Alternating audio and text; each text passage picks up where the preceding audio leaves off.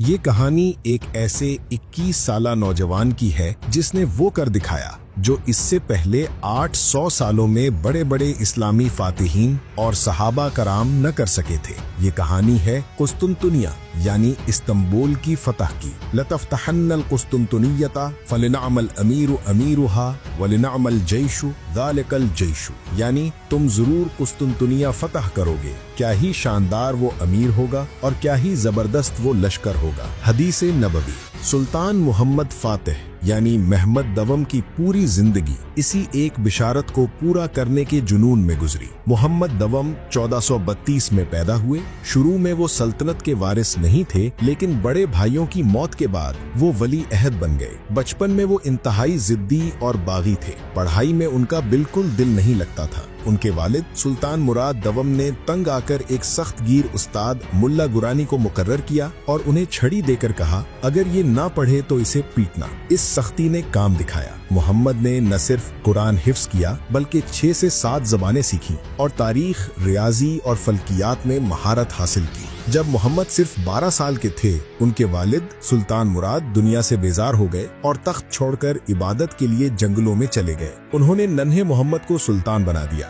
یہ ایک تباہ کن فیصلہ تھا۔ سلطنت کے دشمنوں یورپ اور صلیبیوں نے ایک بچے کو تخت پر دیکھ کر حملہ کر دیا۔ سلطنت کے وزیر خلیل پاشا نے محمد کو نیچا دکھایا۔ گھبرا کر ننھے سلطان نے اپنے باپ کو خط لکھا، اگر آپ سلطان ہیں تو آئیں اور اپنی فوج کی کمان سنبھالیں، اور اگر میں سلطان ہوں تو میں آپ کو حکم دیتا ہوں کہ فوراً آئیں اور میری فوج کی قیادت کریں۔ سلطان مراد واپس آئے، دشمنوں کو شکست دی اور محمد کو دوبارہ گورنری پر بھیج دیا گیا۔ اس بے عزتی نے محمد کے اندر ایک آگ بھڑکا دی۔ اس نے قسم کھائی کہ وہ دوبارہ تخت پر آئے گا اور دنیا کو اپنی طاقت دکھائے گا۔ 1451 میں والد کی وفات کے بعد 19 سالہ محمد دوبارہ تخت پر بیٹھے۔ یورپ کے بادشاہ ہنس رہے تھے کہ عثمانیوں کے تخت پر پھر ایک بچہ آ گیا ہے، لیکن وہ نہیں جانتے تھے کہ یہ بچہ اب بدل چکا ہے۔ سلطان محمد کا صرف ایک ہی خواب تھا، قسطنطنیہ یعنی کانسٹینٹینوپل۔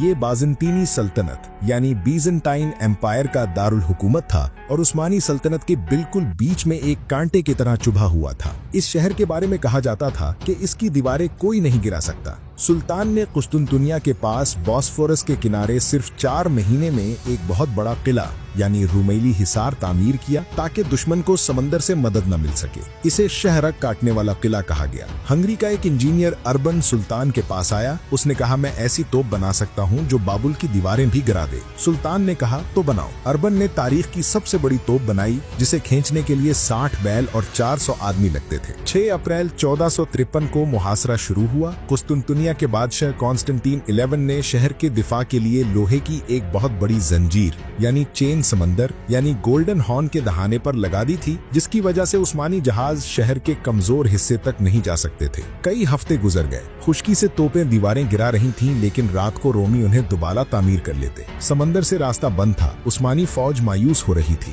تب سلطان محمد نے وہ کیا جو انسانی عقل سے باہر تھا۔ 21 اور 22 اپریل کی درمیانی رات سلطان نے حکم دیا کہ جہازوں کو پانی سے نکالا جائے اور انہیں خشکی کے راستے یعنی پہاڑی یعنی گلاٹا ہل کے اوپر سے کھینچ کر دوسری طرف سمندر یعنی گولڈن ہارن میں اتارا جائے۔ ہزاروں فوجیوں نے لکڑی کے تختوں پر تیل اور چربی ملی۔ بیلوں اور انسانوں نے مل کر 70 کے قریب جنگی جہازوں کو پہاڑی کے اوپر کھینچا۔ صبح جب قسطنطنیہ کے لوگ جاگے تو انہوں نے دیکھا کہ عثمانی جہاز ان کے محفوظ سمندر میں کھڑے ہیں۔ یہ دیکھ کر ان کے حوصلے ٹوٹ گئے۔ ایک مورخ نے لکھا کہ ہم نے دیکھا کہ جہاز سمندر کے بجائے زمین پر چل رہے ہیں۔ 53 دن کے محاصرے کے بعد سلطان نے آخری حملے کا حکم دیا۔ پہلے کمزور دستے بھیجے گئے تاکہ دشمن تھک جائے، پھر اشارہ ہوا اور سلطان کی سب سے خطرناک فوج یعنی جان نشار شیروں کی طرح دیواروں پر ٹوٹ پڑی۔ ایک عثمانی سپاہی یعنی الباتلی حسن نے تیروں کی بارش میں دیوار پر چڑھ کر عثمانی پرچم لہرایا۔ حالانکہ وہ وہیں شہید ہو گیا، لیکن جھنڈا دیکھ کر عثمانی فوج دیواروں کے اندر گھس گئی۔ بازنطینی بادشاہ کانسٹنٹین 11 بہادری سے لڑتا ہوا مارا گیا۔ اس کی لاش کبھی نہیں ملی۔ سلطان محمد دوپہر کے وقت شہر میں داخل ہوئے۔ وہ گھوڑے سے اترے، زمین سے مٹی اٹھا کر اپنی پگڑی پر ڈالی یعنی عاجزی کے طور پر، اور سیدھا عظیم گرجا گھر آیا صوفیہ گئے۔ وہیں پر انہوں نے پناہ گزین کرسچنوں کو امان دی اور وہیں پہلی بار اذان دی گئی اور نماز عصر ادا کی گئی۔ 21 سال کی عمر میں سلطان محمد اب الفاتح یعنی دی کانکرر بن چکے تھے۔ 1000 سالہ رومی سلطنت یعنی بازنطینی सल्तनत का खात्मा हो चुका था। फतेह कुस्तुनतुनिया के बाद सुल्तान रुका नहीं, वो खुद को कैसर रूम समझता था। उसने सर्बिया, बोस्निया, अल्बानिया और ट्रैबज़ोन की यूनानी सल्तनत को फतह किया। उसका अगला मकसद रोम यानी इटली था। उसने अपनी फौज भेजकर इटली के शहर ओट्रांटो पर कब्जा कर लिया। पोप और पूरा यूरोप खौफ से कांप रहा था कि अब रोम भी फतह हो जाएगा। 1481 में सुल्तान एक नई मुहिम के लिए फौज लेकर निकला, शायद मिस्र या दोबारा इटली की तरफ। लेकिन इस्तांबुल से कुछ दूर जाते ही वो शदीद बीमार हो गया।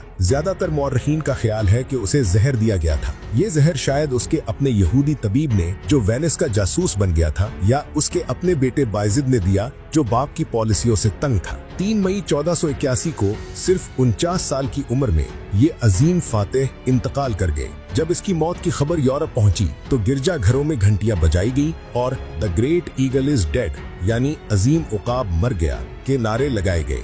सुल्तान मोहम्मद फातेह न सिर्फ एक जंगजू था बल्कि एक इंटेलेक्चुअल भी था। वो बागबान था, शायर था और साइंस का सरपरस्त था। आज अगर इस्तांबुल में आजान की आवाज गूंजती है तो ये इसी 21 साला नौजवान के जुनून का नतीजा है।